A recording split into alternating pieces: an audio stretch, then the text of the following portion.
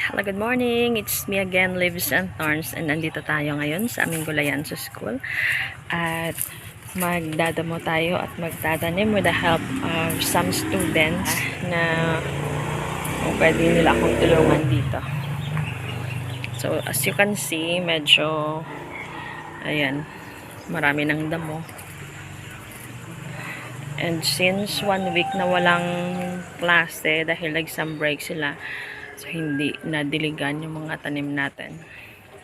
Aside sa maraming damo, hindi din nadiligan. Ayan yung sigarilyas natin na matay na, so papalitan natin yan ng bago. Kukunin natin yung mga old vines niya na namatay niya. Ayan, papalitan natin yung mga plants na ano na, parang mamamatay na. Palitan natin ang bago. Ganito siya ngayon ka ano. Ayan.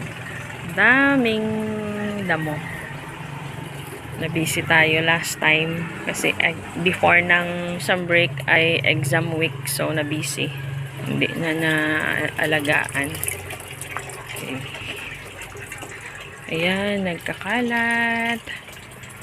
Ang ating aquaponics. Meron na yung tilapia dyan.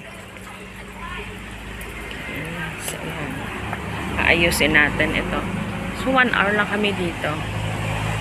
And let's see kung ano ang magagawa namin in just 1 hour. Isang student pa lang ang dumating. So, I hope madadagdagan sila. Ito yung butterfly garden namin na walang butterfly. Hindi ko muna nilagyan kasi konti pa lang yung gumamela sa loob, so wala pa silang pagkain.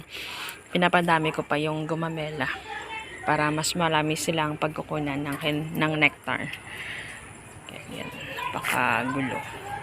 So mamaya ipapakita ko ulit sa inyo ang transformation after kami magdamo at magtanim ulit.